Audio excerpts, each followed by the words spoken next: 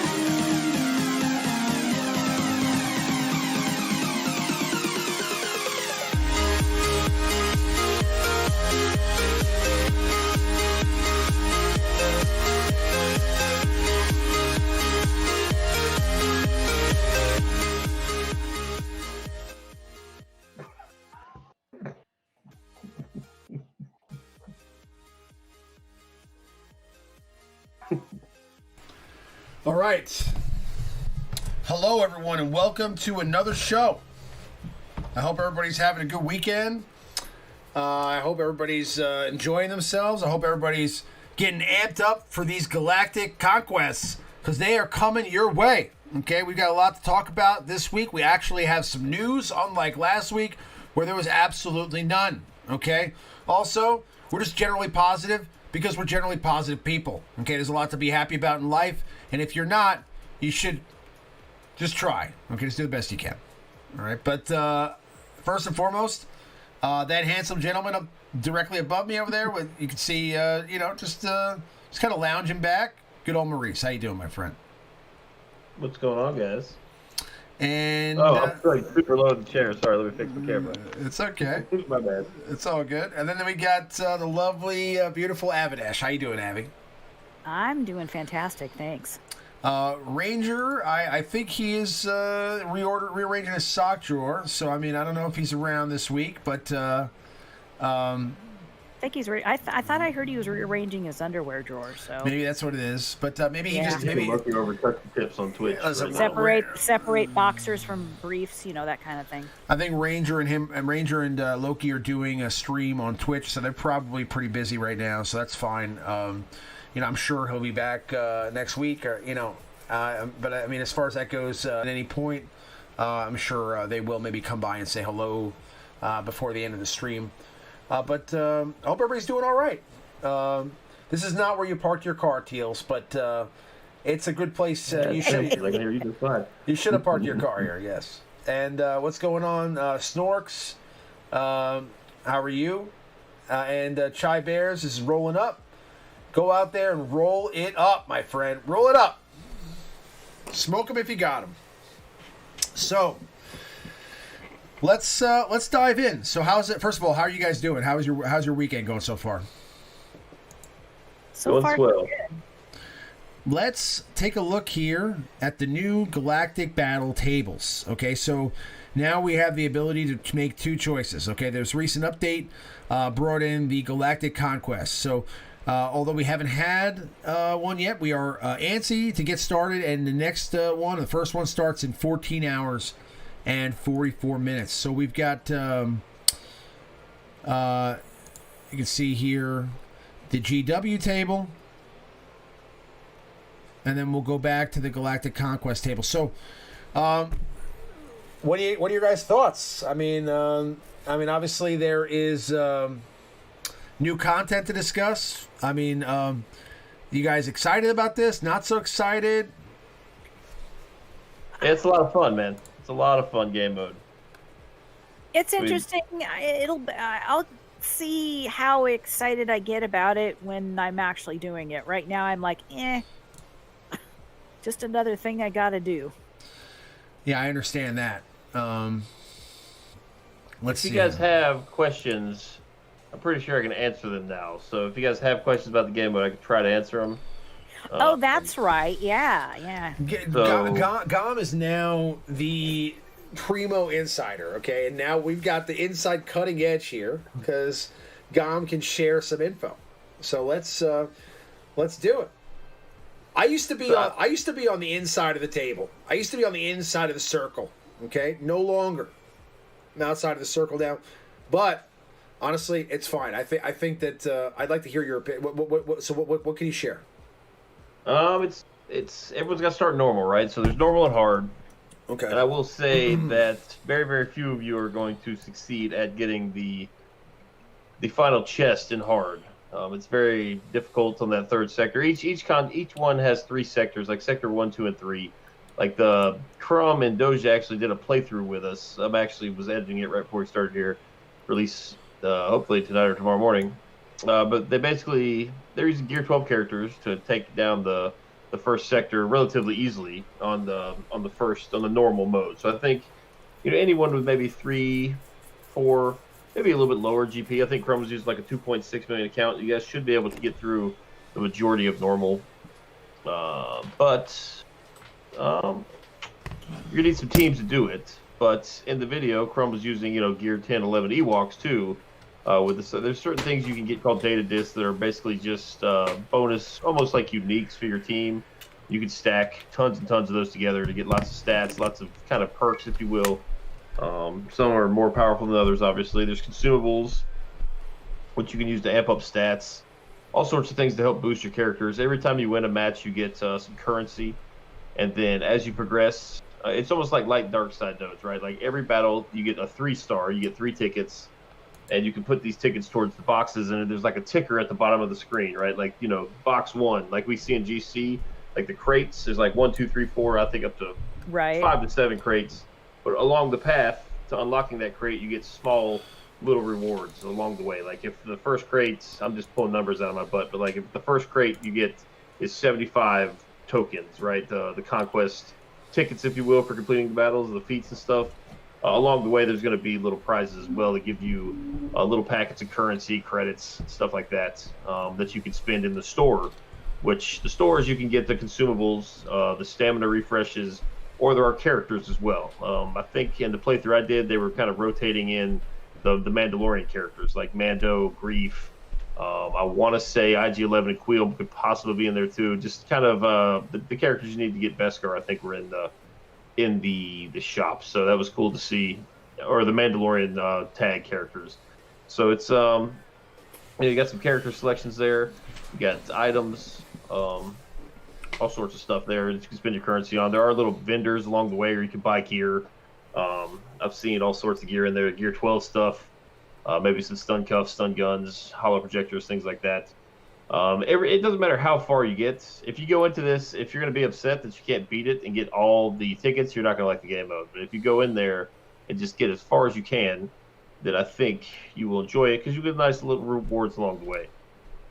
It's not very time consuming. I mean, but it is something to do, right? So I mean, if you're a completist, you're getting kind of stressed out the days where you got to do conquest, you got to do assault battles, you got to do TW, you got to do Grand Arena. Like it could be potentially overwhelming for the, hey, I've got an hour to play video games sort of, working dad type player, so that could be a problem, I think. Or if you have, 16 accounts that you're trying to manage. if you have 37 accounts, it's going to be a problem, Yeah. But it's a lot of fun. Like you go through and you fight a variety of teams. And I think they did much better in this game mode, actually placing like realistic sort of Grand Arena teams. Like you'll fight the Bugs, you'll fight Karth, you'll fight a Treya team. Like the one we played, Treya was the boss, right? So there's like a little path up the way, and everyone's conquest is going to be different. The only nodes that, like if Avi, Ramon, and I compared games, the only nodes we would have that are going to be the same are the boss nodes. Our conquest maps are completely randomly generated. So my path to Treya in this instance might include Karth bugs, clones, all sorts of stuff. And Abby's might consist of, you know, Darth Revan, Jedi Knight Revan, you know, maybe some Ewoks, and Ramon's could be a whole difference. And the data disc we get, all three of us are going to have different options. Every playthrough is going to be different, and I think they're going to do 2 weeks for it, so it should be a lot of fun. I think it's really good. I don't really see. I played it a lot. I don't really see too much things to complain about. Like I think the rewards are very nice for the effort you have to put in. Now, if you do want to go after the very best crates, you know, and get all your Razor Crest shards, Razor Crest could be the crates. So if you want to get all the Razor Crest shards immediately, you're gonna spend a lot of time going back and 3-starring the hard battles. The boss nodes themselves, they're just like Galactic Challenges. You get 3 stars for beating it, or 3 tickets, and then there's going to be 4 additional feats that you have to do. Like I think the one I played in the playthrough with Chrome was, you know, in that Treya boss fight, you have to try to kill 3 enemies at once with 1 move. So I mean, stuff like that could take a couple shots to do. But yeah, I think it's gonna be fun. I think it's something. It's kind of sort of a sandbox mode ish. I think this paired with GC kind of gives us at least a little bit of a sandbox mode. We can test against realistic teams. So it kind of sounds sort almost of like a combo of Galactic War and GC. It's kind Yes. of like a mishmash of that. So that's a good way to put it. Actually, yeah, I think that's a good way to describe it. Just PvE content. The hard is very challenging, guys. I will say, you know, the hard's tough. If had I not had like an infinite amount of basically energy and consumables when I was playing through it, I just basically refreshed my 2 best teams over and over and over again. So it's going to be very tough to get that final crate. I don't think I'll be able to do it with 7.7 million. Wow, that's insane. You can't do it, then a lot of people are not gonna be able to do that. We'll see. I like I said, when I did do this playthrough, I don't have the best, I guess, insight on how best to use your stamina, because like I said, we're just testing it. We're just testing, going, trying to get as much information as we can quickly. So I was just, you know, refreshing, using stamina, you know, stuff like that. So this would be a game mode though that I would think would be like right up your alley, because like, you know, you're kind of like a sandbox thinker, and I would think that you would find teams that would work for this. And yeah, like I'm saying, if you're finding this challenge, I know how in depth you play this game, so I mean, like if you are having challenges with it, I think a lot of people, there are people that probably have better rosters than you that will also have challenges with it. You know what I'm saying? Well, I just think now every single fight in this, every single node that you fight, the team you're fighting will have bonuses very similar to GC. They're going to have a couple perks. I don't think they have data discs themselves. You have the data discs, you know, so you have data discs. The opposition has like bonuses. GC, like kind of maybe like right. Every time the enemy lands a debuff, they land, you know, an extra dot or something, or maybe they just have 50% more health and offense. I know that's one of them. Like they're going to be amped up, and there are going to be certain teams like the Jawas, the Ewoks, you know, certain teams that thrive against a particular buff to the enemy team. So I mean, people that have everything are going to cruise through this with good mods. And I was talking to I was over in Heinz's chat talking to those guys. Like I think that health percentage and offense percentage secondaries are going to be more important in this than just blistering speed, because a lot of the data discs kind of amp up. There are some that just give flat like 22% offense.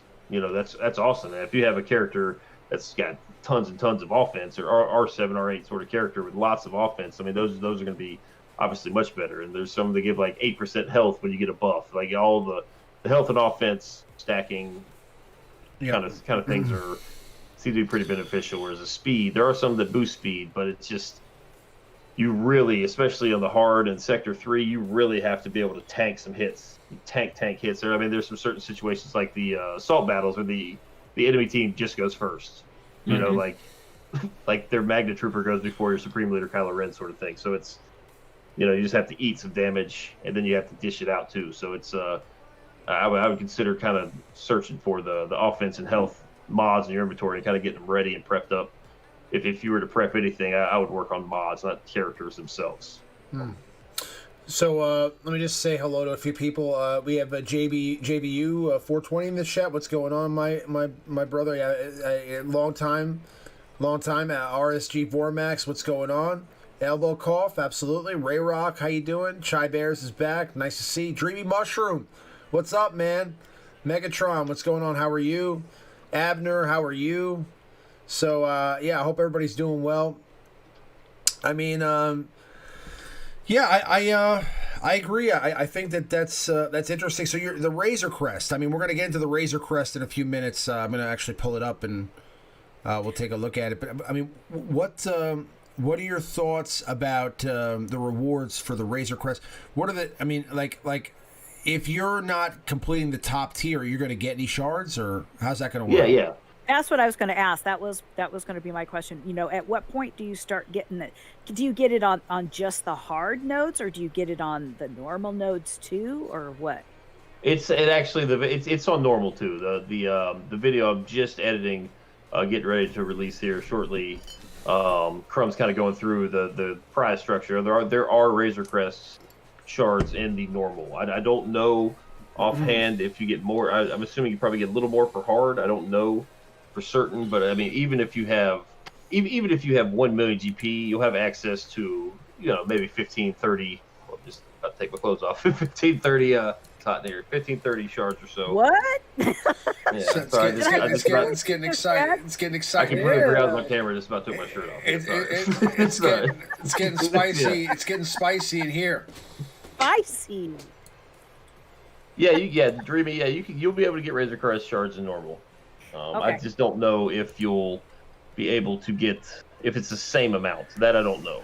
I do know I can understand. I can understand if it was just a little bit less. I was curious because I was really hoping, because so many people are not going to make it to the very end, and if that's the only spot where they have the Razor Crest, then probably 99.9% of the players aren't going to get it. So I think everybody in this chat should be able to at least get 15 Razor Crest shards.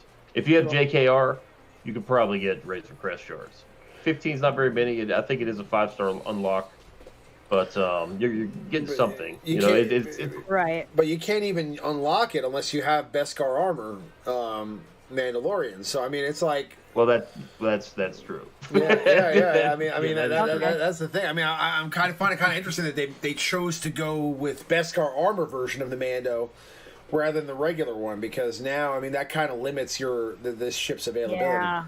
You know, limits the gene pool for being able to get it. There's going to be a lot of people that are going to be able to unlock the Razor Crest but not have Beskar armor. It is really amazing how they are really pushing the Mandalorian.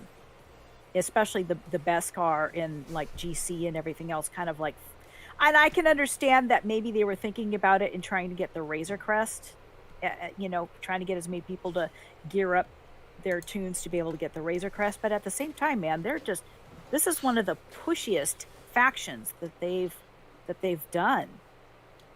That's just my opinion, but it seems like it. Yeah, I mean, I feel like again, it's just. I get it. Like, you know, you got to push the envelope for people that want to get the ship, you know, but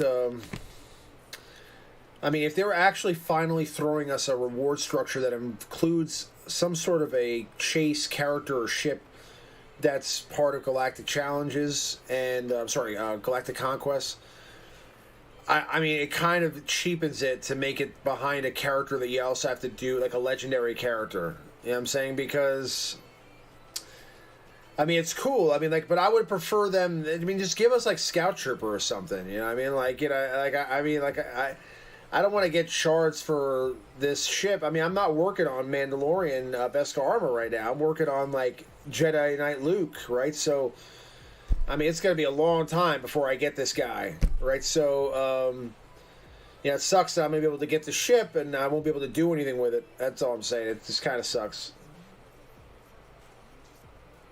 But yeah, they got kind of a weird way of the process on getting things. You know, before they wouldn't even, you know, they didn't want to give you any hints about what tunes that, you know, you're going to need to get something, and it would all be a surprise. So everybody rushed to, you know, pay money to be able to get that ship or tune, whatever it is that's needed. And now it's kind of like, in a sense, you've got the Mandalorian faction. I mean, it's an okay faction. It's not fantastic, but I mean, it's fun to play. But really pushing it, especially in galactic challenges, because you've got the Beskar armor that you have to have on some of the teams, and now with the Razor Crest, you have to have Beskar Mando to be able to get it, I guess. And I'm like, wow, that's really kind of pushing it for a lot of people. Yeah, I think it's gonna be an epic confrontation for these characters. Just screaming epic confrontation, because we still got Moff Gideon. We still have Right. some. Excuse me. What is it? There's Moff Gideon. There's another character we have that's not included in anything yet. I mean, clearly in the video we put out that everyone's craving their pants over, there's an Imperial Remnant tag in the video that was leaked in our playthrough with Chrome that everyone's just having bananas over. So that could mean there's some other characters coming as well. That I do Right. not know. But I don't know. So we'll see. It's I mean, there's potential. We got a ship now, just like for gas. Don't you have to have JK's ship? Does make that up? Wasn't there a ship aspect to Gas's journey? Yes. So I mean, now we got this Razor Crest. So I mean, they could have like a ship element where you have to have Razor Crest, you know, so many stars and power level, and then Right. all these characters themselves, you know. So it'll be interesting to see. But I would bank on that, or that's what I'm banking on. I haven't spent any get one currency in a couple weeks now, just in case. I know they said they never put another character in there. They've done that several times where they're like, we'll never do that. Psych, just kidding. Here's another. So Yeah, that's why I bank about 50K for get one and get two. That's my safety net. So I mean, they've been doing that for years. That's like their thing. Spend your ally tokens. You don't need them. You know, then tournaments come out. You know, and, Yeah. you know, but they actually gave you the ability to get more, so that was pretty cool. But I think now it's safe to spend your ally tokens. Probably. There should be a faster way to do it. Anyone watching Return of the Jedi? I mean, many times, but not currently. You know, I'm watching you talk on my live stream. You know, but no, I mean, it's one of those it's one of those movies that's I'm always watching. You know, I guess I'm I'm kind of curious how good this ship is going to be. Let's take a little quick look at some of the abilities. Okay, so deal physical damage. Let's go to level 8. Okay, deal physical damage to target enemy if the enemy is breached. Inflict marked for 2 turns, which can't be evaded or resisted. Okay, what's marked? really, bro? I'm just kidding. Are you? Yeah. I'm just kidding. Just fucking with you. Deal physical damage to target Sorry for enemy. the F word. Deal physical damage and inflict breach for 2 turns. If target enemy, the target already had breach, inflict buff immunity for 2 turns. Call target other bounty hunter ally to assist. That's pretty cool. Okay. And then we've got trusty transport here, which is this ship ignores taunt during its turn. At start of a battle, Razor Crest gains 5 stacks of reinforced hull, which can't be copied, dispelled, or prevented. The first time Razor Crest is reduced to 1% health, it recovers 90% health and gains 3 stacks of reinforced hull. Reinforced hull, plus 250% defense per stack. Lose 1 stack of reinforced hull when receiving damage. Okay. Pretty cool. And what's the character ability? Let's see. Whenever another bounty hunter ally uses a special ability, they first inflict breach on the selected target for 2 turns, which can't be evaded or resisted. The first time ally Allies inflict breach 6 times while Razor Crest is active. Razor Crest gains plus 50% critical damage for the rest of the battle. And active Bounty Hunter allies gain 25% offense plus 25% speed for the rest of the battle. If a marked enemy is defeated, reduce the cooldown of active allied Bounty Hunter ships by 1. While Razor Crest is active, breached enemies have minus 30% crit damage. That's a pretty sick ability right there, all the way around. Yeah, that's a lot. Yeah. Let's see what the reinforcement ability is. Razor Crest gains stealth for 2 turns and inflicts ability block on target enemy for 1 turn, which can't be evaded or resisted. I mean, the ship sounds pretty darn good. It's a cargo ship. It's a scoundrel. It's a bounty hunter. Synergies there, right? Like, there's not really a lot of... I mean, don't get me wrong, okay? There are synergies, but there's no, like... There's no scoundrel or bounty hunter home ship. What happened? No, the live stream went down. Ah, okay. Told you. It's going to happen. Let's see what happens here. Will it come back? Yes.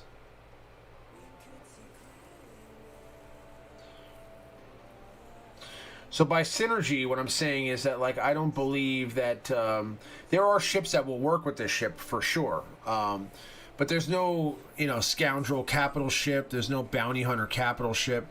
So it's going to have to be like one of those ships where you just kind of fitting it into a hodgepodge team.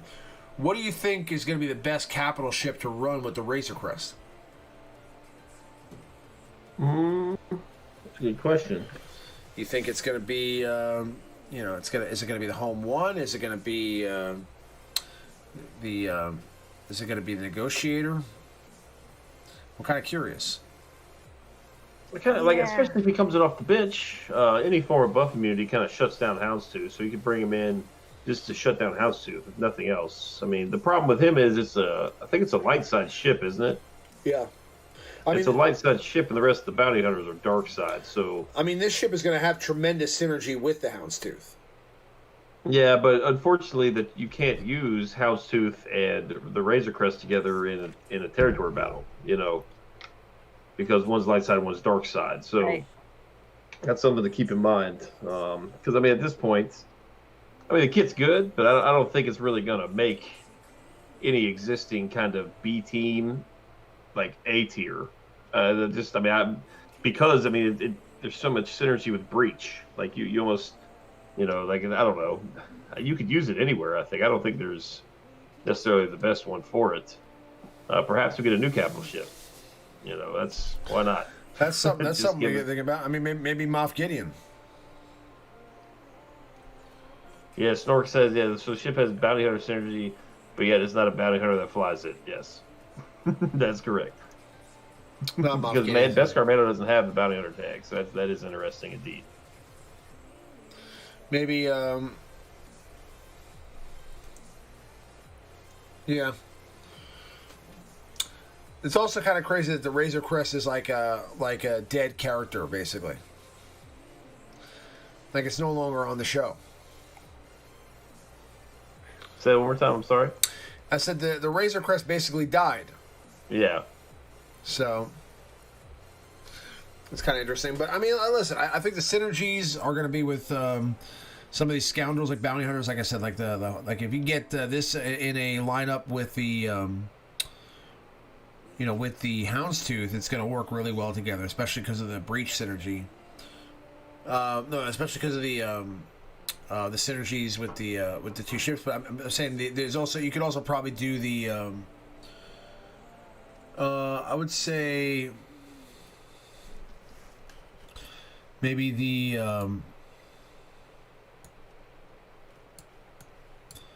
another ship to use with it would probably be the Ebon Hawk. Probably work well with it. Yeah. Yeah, Ebon Hawk would be good for sure. So I mean, these are all things to consider. It's got a really interesting kit. It's not exactly going to be a game changer, I think. It's not going to be something that's going to, it's not going to be like the Houndstooth coming into the game or anything like that. But the fact that it ignores taunt, the fact that it reduces enemy crit damage, The fact that it gains damage, and then also just has it just has like some some interesting abilities in general. I think it makes it intriguing. But I mean, I don't know. Even if you like, let's say you're right, Gom, and you get like 15 shards per Galactic Conquest, you're probably talking what, like like 6 months, 7 months before you get the ship unlocked. I mean, if you're I would take the under, because I mean you're gonna progress as you're doing these. Like, you're not gonna get 15 every time. That's like the bare minimum that you could get. Like, it's as you progress and you start getting more and more characters, you'll do better in Conquest over the weeks and months. So I mean, you'll get a little bit farther, get that third crate, get the fourth crate, so on and so forth. Move on to hard, So I mean, I don't think it will take that long to unlock it. To 7-star, perhaps. It's a 5-star unlock. So I mean, if you're picking up 30, maybe you pick up 45 as you start getting 45 shards. It won't take too long. And they're talking about running this for 2 weeks. I don't know if they're going to run it every 2 weeks or if it's going to be like 2 on, 2 off. It took them kind of a while to get set on the Galactic Challenge schedule, so I would imagine the same thing here. And they're launching it with the like borderline public beta. I forget what they call it. Whatever they call it. It's basically a public beta where we come in and they're going to make changes, expect changes to this. Give feedback, because they made a lot of changes to GC based on everyone's feedback. That there was no more like gear gating. They made it to where if you beat the final tier, you beat them all. You don't have to play all 7 of them. So as we play it, do give feedback. Try to keep it at least semi-constructive. Don't go in there and just bash like, CG, you guys suck. I really, just like they're not gonna, try to put something. They're not going to listen to you. Like your point, anything you say, anything you say after that is going to be ignored. So yeah, you need to do something constructive, and not just constructive, but be polite and professional about it. Mm-hmm. It's not if you present a problem or something you don't like about any aspect of this, there's going to be tons of it. There's going to be stuff that I don't like. I mean, if you want to make a suggestion, you can't just say, this part of this sucks. Like, you can say this part of this sucks, and then put a comma and say, or like a period, and start the next sentence and say, this is what I think would improve it. Like, if you're gonna complain's a strong word. If there's an aspect you don't like, make a suggestion. Even if they don't like it, at least you're making a suggestion as to how they could improve it. That's kind of the point of the beta, is like to get people's opinions, So exhibition mode, yes, Abner, thank you. Yes, exhibition. Don't put just oh, it sucks. Just say, okay, I don't particularly care for this part of it because of this. Right. This is how I see it, and this is why it would cause an issue, or this is why I don't like it. Here's how maybe to give some tips on, maybe changing that a little bit so it's a little more progressive or a little more user friendly, or however it is. It's be very professional about it. That they're going to take you more seriously. Yeah, if you want to actually help make a change in the game, or you don't like what's happening, the best way to do that is to act cool and to give constructive criticism, and then to be supportive, because again, these people are trying to give you the best product they can, and also again, if the point of this stuff is to be open and transparent and share your thoughts, if you just complain and don't necessarily share your thoughts, then it's not helping anybody fix the game or make it better. Snorks brings up a good point. So the ship has a bounty hunter synergy, but yet it's not a bounty hunter that flies it. Because Beskar armor doesn't have a bounty hunter tag, and now somehow he's got the ship has a bounty hunter tag. That's kind of interesting. That's kind of interesting. In a sense, the ship I'm gonna get a glass of water. I'll be right back. I'll be right back. I'm just getting a glass of water. Okay. Yeah. That kind of shocked me when I saw this. Like, why isn't? And I know it's silly to say because it hasn't even been out a year yet, but OG Mando would almost make a little more sense, right, for the ship, seeing as it is a bounty hunter. And I mean, he did have the ship before he got the Beskar armor, and now, like Ramon said, the ship is no more. So it's I guess just further incentive to go after Beskar himself. Well, yeah, and even Mando Beskar, he was still a bounty hunter at the time that he got his Beskar. So if you think about it that way, in terms of, the OG version, he was a bounty hunter, and the Beskar version, he was something more than that and not a bounty hunter, but he still did bounty hunter stuff in Beskar. Yeah.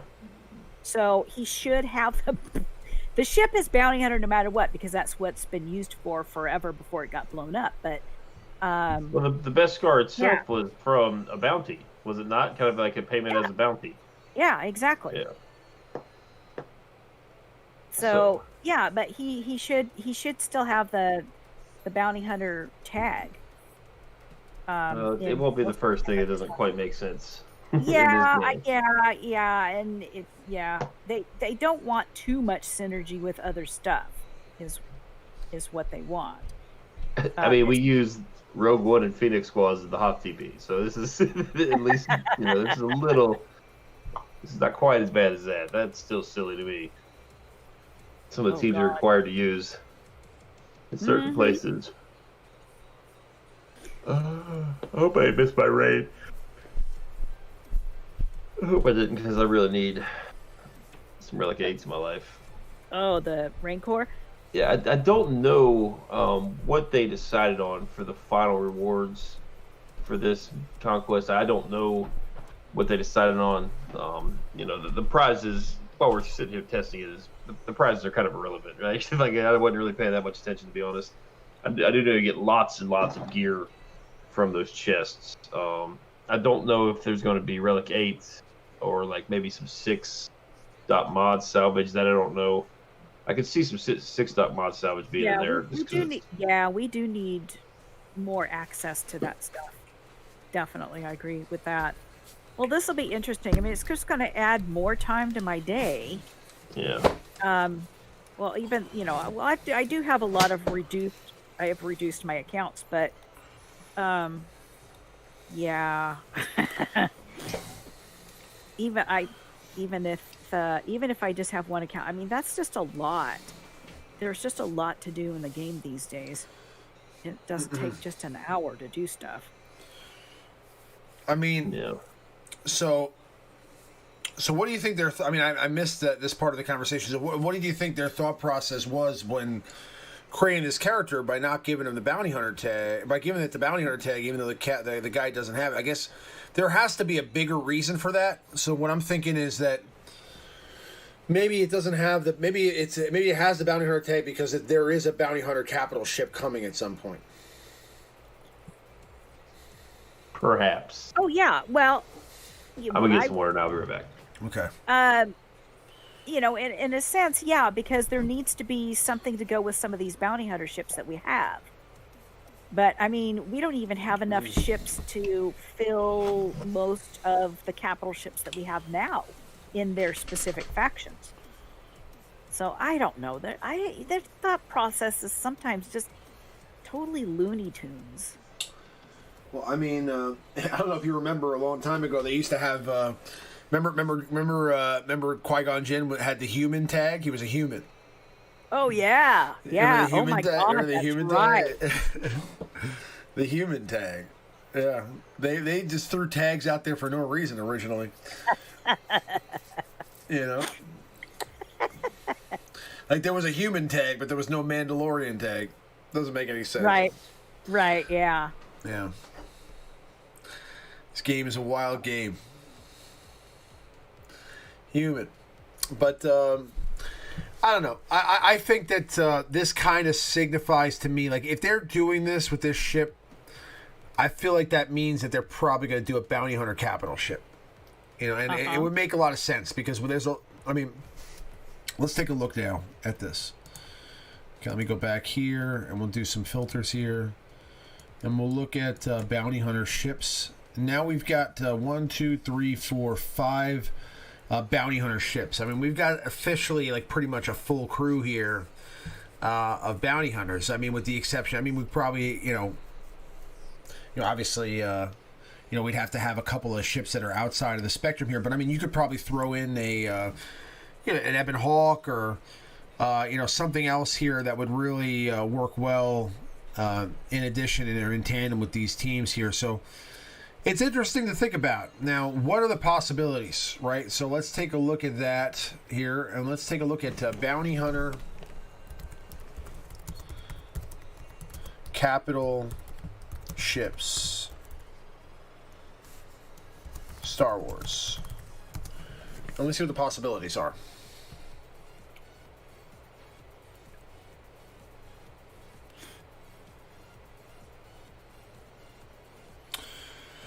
So there's the Aura Singh had a blockade runner.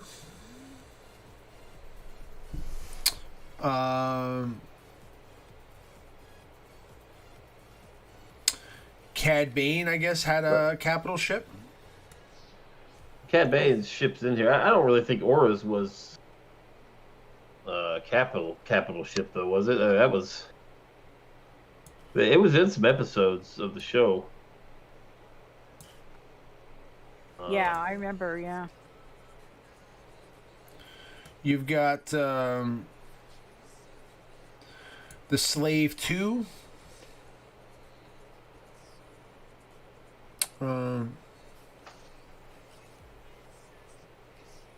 Houndstooth, Xanadu Blood. Let's take a look here.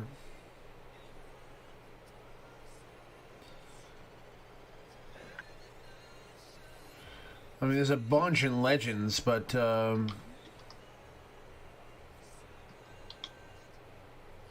don't think they're going that route. So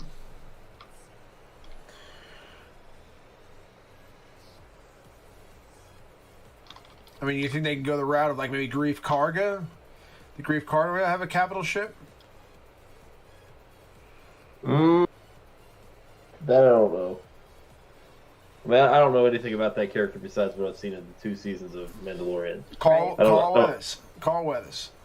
Yeah, I don't know anything about his backstory whatsoever. I have no idea his origin. So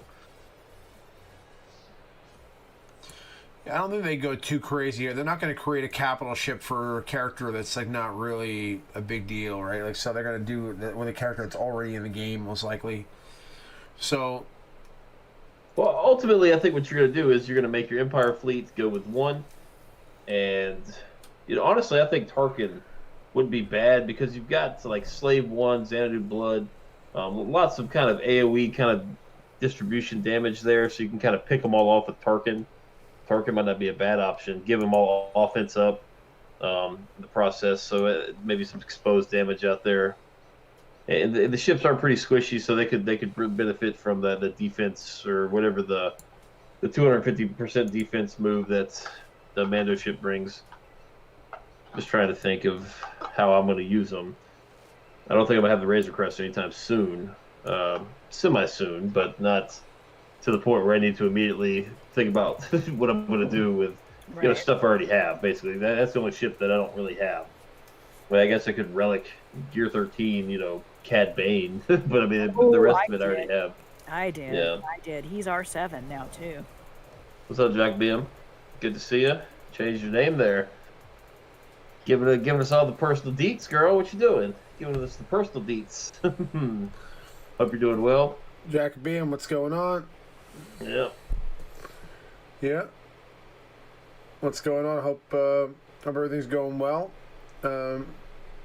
So we won't get any more until the Book of Boba is released, and perhaps a full bounty hunter ships, capital ships. Then, I mean, maybe maybe we'll get another version of Boba, and they'll have a capital ship.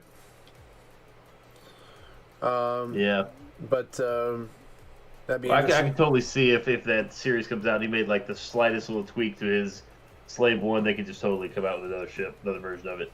Mm-hmm.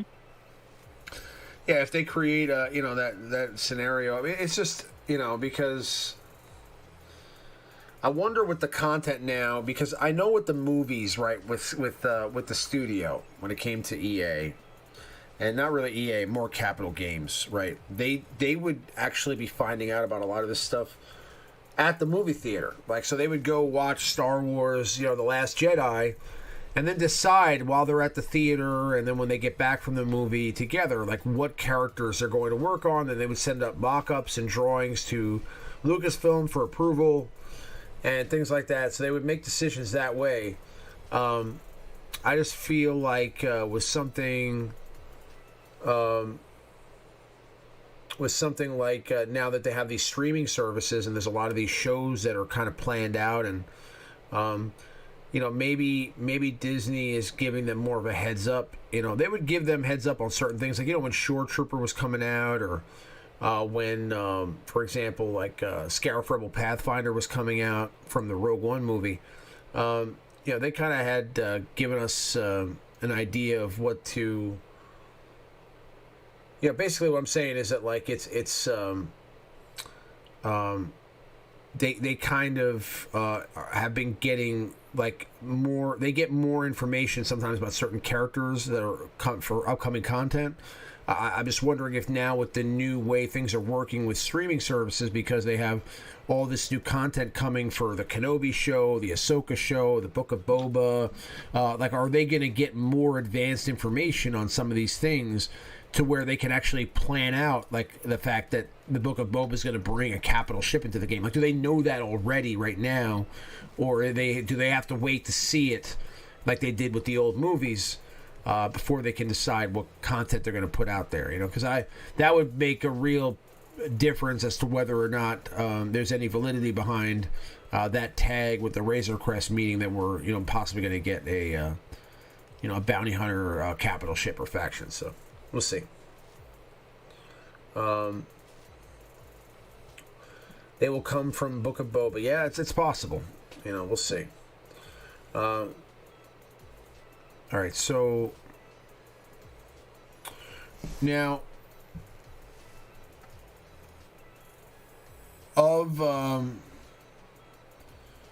if you had to, let's say, use a capital ship that's already in the game for these 5 characters, what would you use? I'd probably go Tarkin. Think so? Okay. Just based on availability. I mean, I'm sure he's awesome. I'm sure they'd be awesome under GK and what's it called, Malevolence, or no, maybe not Malevolence, but I'm sure they'd be awesome. But, you know, the other ships, Holdo, Finalizer, maybe Finalizer. I mean, I don't know why you would have Finalizer, not the First Order fleet, but if for some reason you do, you know, I don't know. That's true. GK3 coming in with the knowledge, dropping it.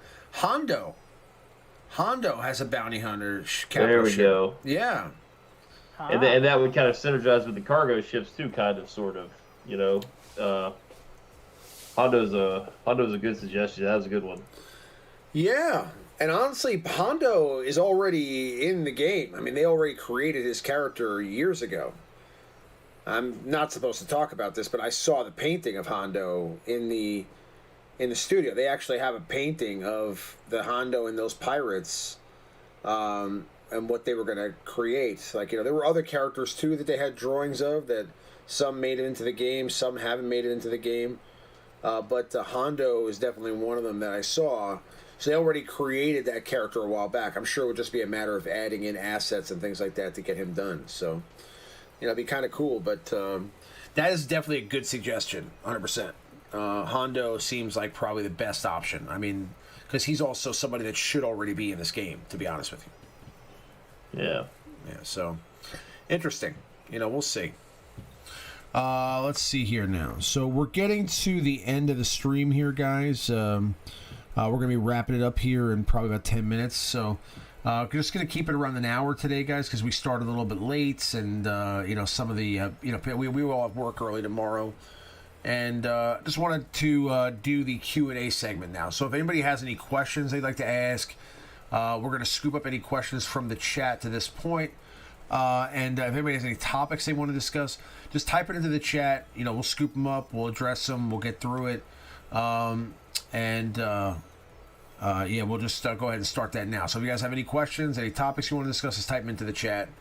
Do we have anything already from before? I see GK says if they spend a couple $100,000 on Robot Hondo outside the biggest ride of Galaxy's Edge, makes sense. And didn't they say they were going back to Clone Wars content after Mando content. Did they say that?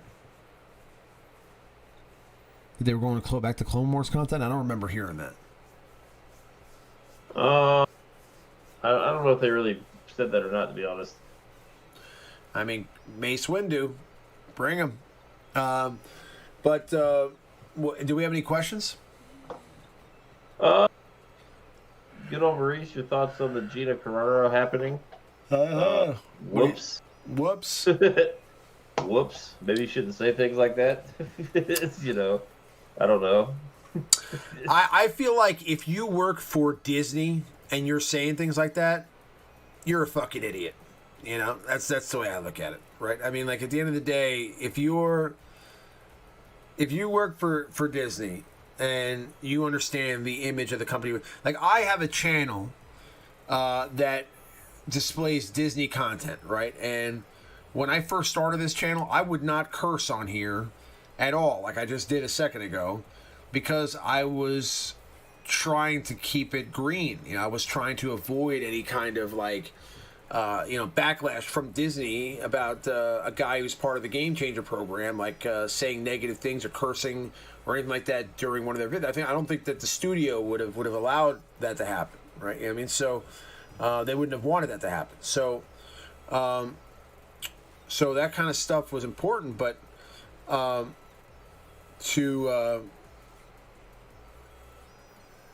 yeah, I mean, I just think that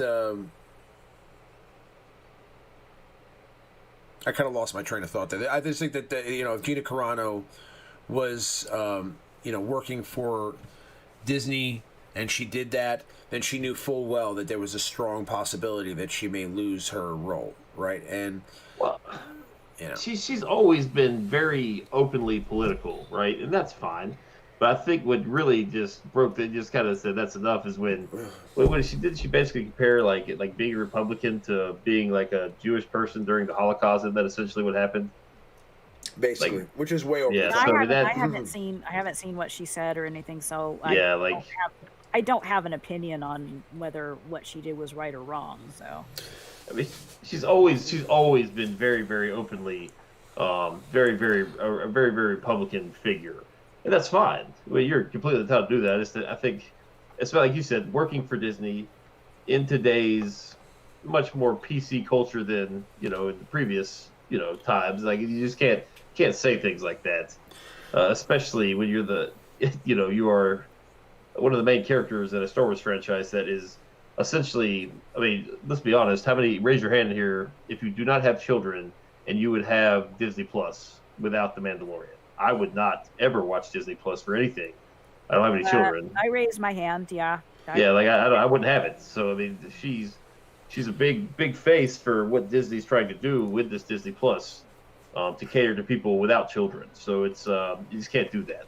And because people like Ramon, they have Disney Plus, probably more for Star Wars for himself, but he also has a son. So who watches cartoons? It's just. That'd be an interesting question to answer, I guess, to what happened to Cara Dune. So it's just like, well, let me tell you. I don't know. Yeah, no, I agree. I think that... What would she say after... No, that's essentially what she said, is it not? Correct me if I'm wrong. I think been a while. She did say something like that. I mean, maybe that's like not exactly those words. Maybe it was different, but... She said that cancel culture right now could be compared to the beginning of the Holocaust. Okay. Cancel culture? Cancel culture is essentially like people trying to prevent... So, like, these people who are, like, going back and, like, reading tweets that people tweeted, like, 15 years ago that kind of haven't aged well. And, like, they'll...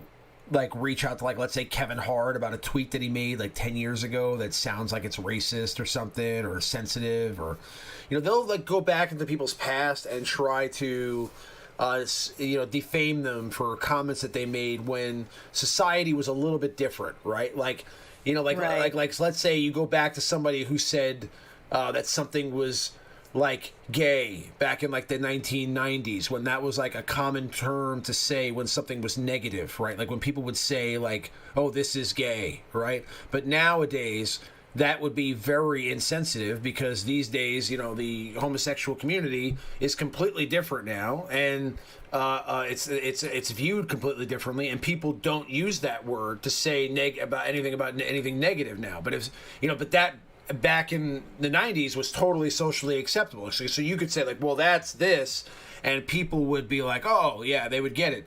But now to say that, if you go back and look at somebody saying that like 20 years ago, and you know, it's, you know, you can make them look bad by pointing out some negative things that they said a while back. You know what I'm saying? So but yes, but was it not? But the cancel culture comment, was that not like pretty much? I mean, because the Democrats have been trying to do that to Trump ever since he first said, "I'm gonna run for office," pull up things from his past. I don't know. I guess I don't really know what I'm talking about, so I'm just not gonna try. But it's I don't know. Yeah. Anyways, it's true. She's gone. But somebody said here in the chat, GK said if she verbalized it and didn't use Nazi imagery, it would be fine. And I think that is the case, because she's always been very, very openly political in all of her tweets, her interviews itself. There was an interesting interview she did, kind of a weird one that she's done, a couple ones along the way. I guess, I don't know. It's their decision. It's not mine. I think she did a great job with the role. You know, I don't know who they're gonna. I guess, but the way the Mandalorian ended, I could see it being relatively easy just to completely nix her out of the whole series. Like, I don't think they have to recast her necessarily. With the way it ended, like that could just be it. No more Cara Dune. Yeah. No. Jason, that's totally cool. You didn't cause waves, Melissa. No, that's just, if I don't know what the hell to talk about, please do call me out on it. I'm just no waves. Very vague. It's actually an interesting topic to discuss. I mean, I think it's, and what's going on, Mike Yench, what's going on, Wargol.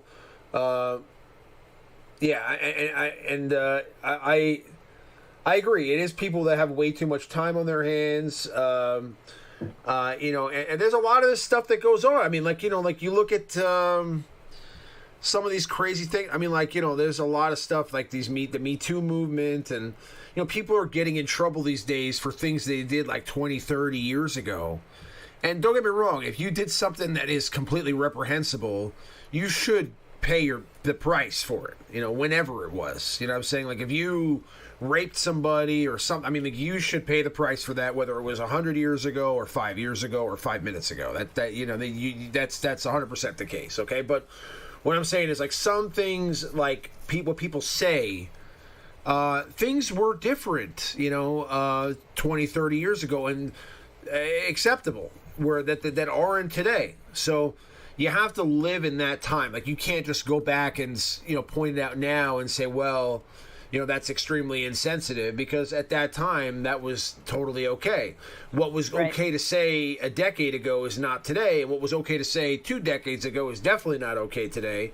And there are movies that were made, like, if you watch some movies that like were made in the 90s and the 80s, you look at them, they would never be able to fly today. You would never be able to make that kind of a movie now. You know what I'm saying? Like, if you saw it now, it would be like, people would hate it. You know what I'm saying? It would be like you know, it'd be like almost like an event. You know, like people would freak out about it. Like, you know, but I honestly, I can't believe that you could still like purchase the movie Blazing Saddles. Like, I can't believe that's not even just like Blazing Saddles, but History of the World Part. I was just thinking of those 2 movies. Yeah, like that's. I just watched History of the World Part 1 just the other night. Because I absolutely think that Madeline Kahn in that movie is like the best role she's ever done in her life, and including the one in Blazing Saddles. But the other stuff that's in the movie, you kind of go, ooh, wow, oh, okay, that won't fly today. Yeah, I'm just saying that, you know, if you're working for cancel culture or not, okay, you have to be self-aware, okay? And if you're somebody who really doesn't have a lot going on other than this particular successful role that you're playing right now, okay, and you're a big part of probably one of the most successful shows on TV right now, and you can see that they upped the budget on that show tremendously last season. I mean, the stuff that they were doing, those scenes with Slave One where they're flying around, the CGI, the budget went up, and that show is probably like on the level with like Game of Thrones budget now at this point. You know what I'm saying? So, I mean, as far as that goes, I mean, the money that she could have made there, the success she could have had there, you have to think to yourself, I'm working with a child-friendly culture, and there's a lot of cool things on Disney Plus. Don't get me wrong. I like, besides having a child, there's a lot of cool things. Disney owns a lot of properties on there that are really cool, old movies that I like, things like that. What I'm saying is, Simpsons. I didn't even know Disney owned the Simpsons. That was interesting. Disney owns the Simpsons. They own everything. They own the X-Men, all the Marvel stuff. You have the Wanda Vision show that's on right now, which is fantastic. That's a new Marvel show with Scarlet Witch and Vision right now. That show's fantastic. There's a lot of cool stuff on that channel. But I'm saying that, if you're, Gina Carano right now, you got to think to yourself, man, this is not going to look good. I work with Disney. Maybe 2 years from now, 3 years from now, when your role on that show is done, say whatever you want. And I understand, not filtering yourself because of a company that you work for or something. But yeah, I mean, you got to be self-aware. I feel like, if you really want to work for a company that's all sunshine and rainbows, you got to portray that image, and you got to toe the company line. You know what I'm saying? So, I think there's a real yes and no, but I think if she plays her cards correctly, and I'm not trying to look at this from a completely unbiased perspective, I think there's like a kind of a niche for her now in like the kind of not extremist, but the further right population. I think if she were to get some sort of radio show, maybe some sort of talk show, a podcast of sorts, I think she could, because she knows her stuff. I mean, she's very intelligent woman. So I mean, I think maybe she won't be an actress anymore, perhaps, but I think there's potentially some work to be done for her in kind of a political sort of radio-ish sort of environment.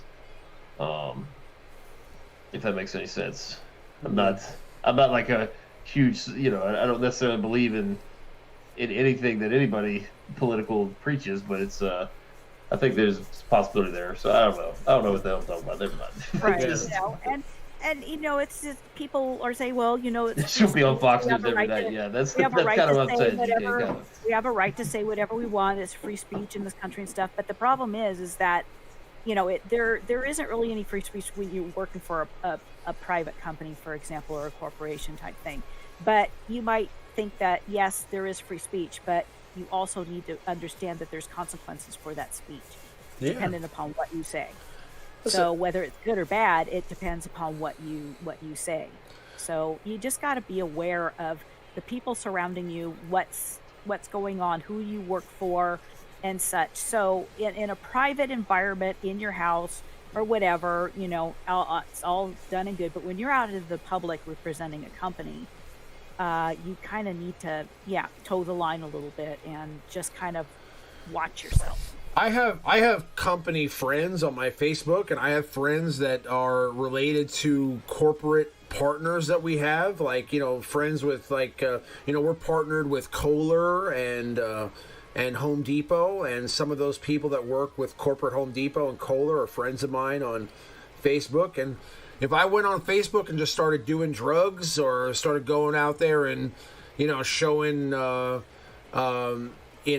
making comments about the Holocaust and stuff like that, I would expect that I'm going to get some negative backlash from my boss about that, because it doesn't make our company look good. It makes us look like I'm an important person for my company, and if this is the way I portray myself on social media, it puts a bad light on our company, right? It makes us look bad. So I mean, I have to be self-aware and say to myself, like, okay, even though I feel this way, I have other people that are that are going to receive or pay the penalty from the consequences of my actions, and and sometimes it's better to hold it down. I understand all about free speech, and I think that's cool and all, but you have to think about the situation that you're in, and sometimes it's better to just not say anything at all. Okay. Well, Adler's getting all fired up in the chat here. Pedro Pascal said similar things, but it fit the anti-Trump narrative, so no backlash. I think that's more of a know who you work for situation, right? Like, I don't know. Like, you gotta, if you're gonna work for somebody that believes in different things than you do for a living, you do have to kind of watch your tongue. Is it right? No, but that's just the way the world works. It says there's only consequences if speech is conservative. At this point in time, perhaps, but it's not always like that. It's like it goes back and forth. I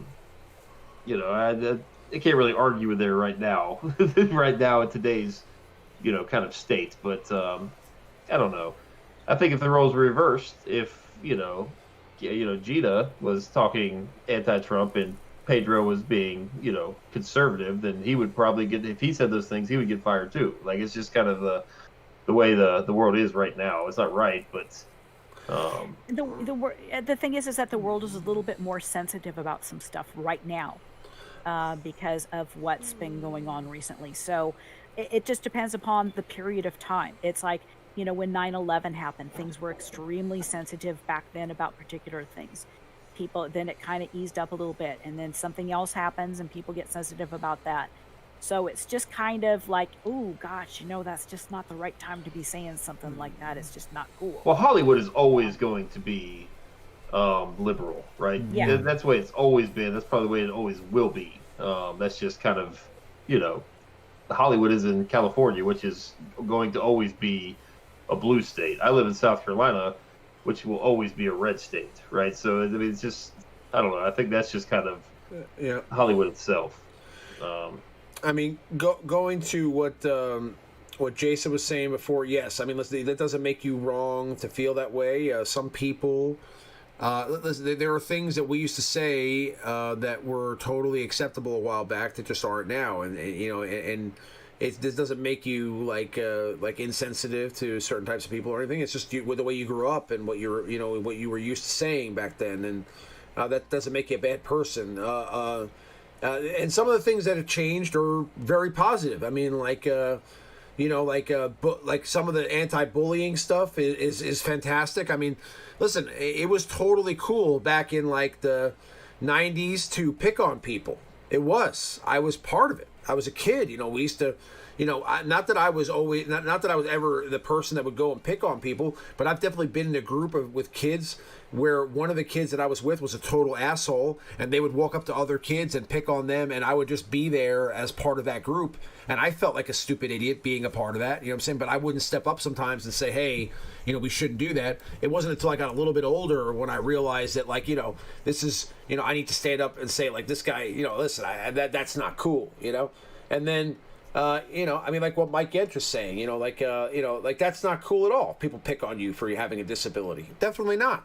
You know what I'm saying? I mean, listen, that's like one thing that's changed over time. That's fantastic. I mean, I think that, now picking on people and making fun of people that have problems or because they're being insensitive to people crying or anything like that.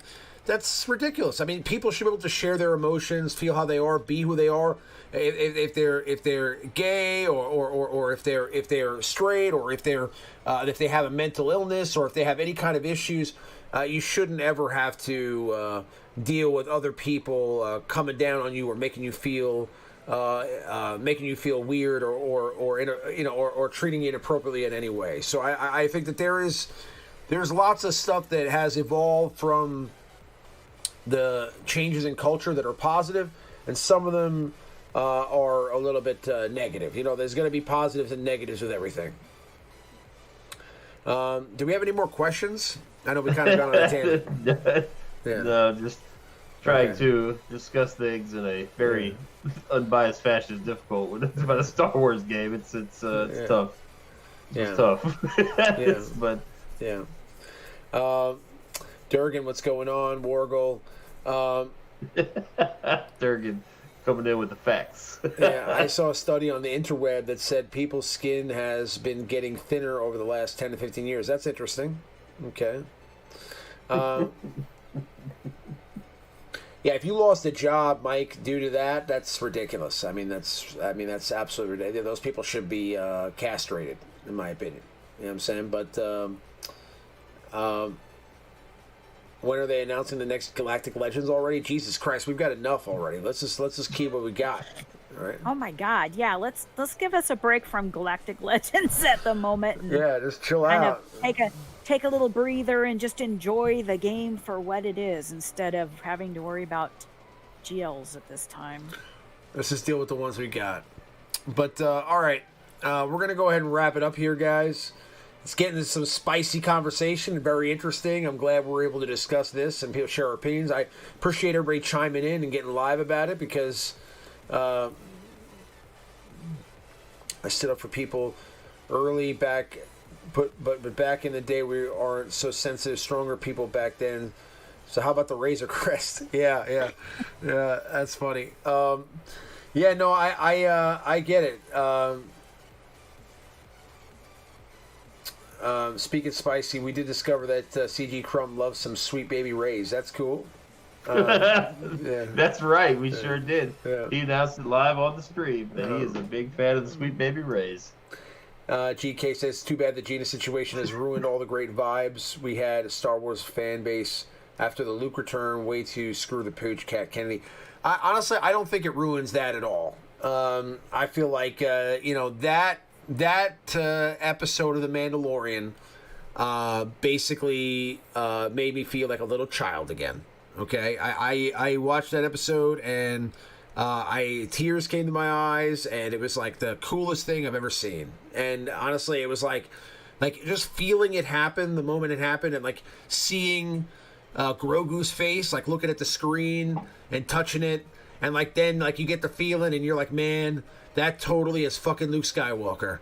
It was like, just the whole thing coming together for me was like fantastic, and it couldn't have been more awesome. And then the whole scene with Mando afterwards, like showing him his face, and I mean, listen, I mean, I was, it was like an emotional roller coaster that last 10 minutes, okay, and that was fantastic, and it really rejuvenated Star Wars for me, that episode. You know what I mean? So I think that, like, this whole season of The Mandalorian, from Ahsoka to Boba Fett coming back to, like everything was fantastic about that this whole season of The Mandalorian, the best that Star Wars has to offer. You know what I'm saying? So seeing that there could still be fantastic Star Wars content coming out like that makes, for a lot more hope. I mean, it was a little bit disappointing the way things went with that trilogy, of course, because there was no game plan. They just kind of, every director, winged it from movie to movie.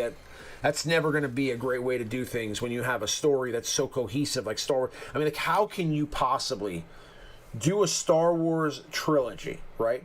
One of the more methodical trilogies where you have all this lore and rules behind it and all this, like, everything is planned out. I mean, just look at the prequels. Do you know how much thought process that George Lucas must have put in to creating the prequels, to talk about all that politics with, like, the Chancellor and, like, the, the Separatists and, Count Dooku and all these different things that he had to think about to create that prequel series, because he created a whole political system behind that story. To then do this, where it's like just three directors that ended up being two, but three directors that just basically were able to do whatever they wanted, and then write the story as they liked. That is crazy. Just to even think of that a company like Disney would allow something like that to happen. But anyway, yeah. So we're gonna go ahead and wrap it up here, guys. What's going on with Operation Metaverse this week? What's going on with OM?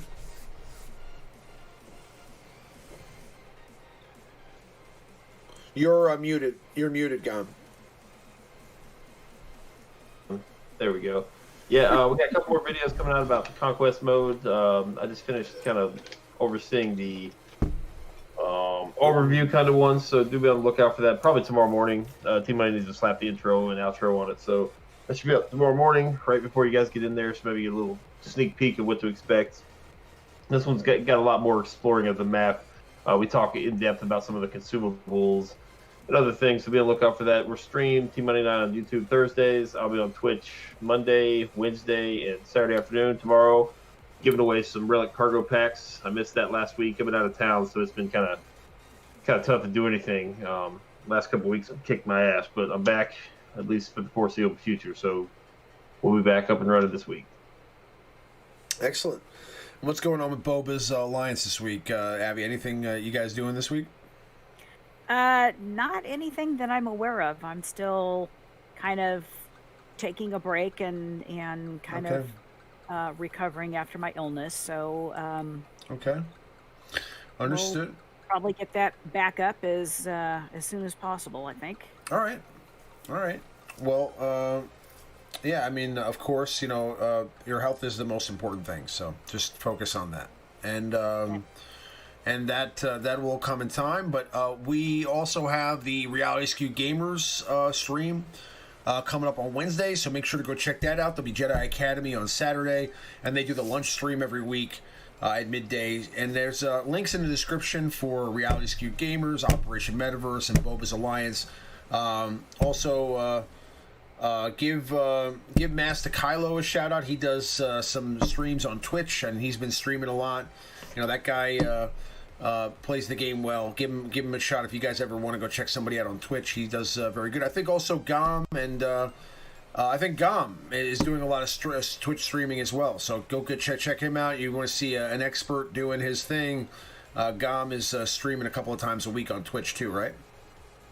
Yeah, Monday, Wednesday, and usually Saturday afternoons. Try to do my gags at least. So excellent.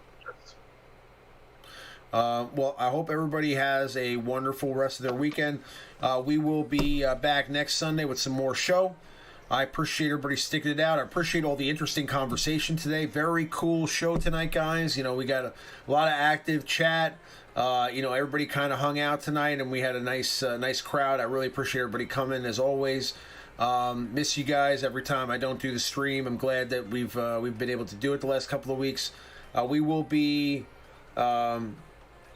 we'll be back next week, but I definitely appreciate everybody hanging out, and you know, we'll see you guys next time. May the force be with you guys, and we will see you on the next one. Have a good night, everybody, and enjoy the rest of your weekend or whatever's left of it, and you know, Godspeed. If you guys have any suggestions or comments about the Galactic Conquests, you know, type them into the chat or type them into the comments section of the video when it goes live. Take care, everybody. Again, have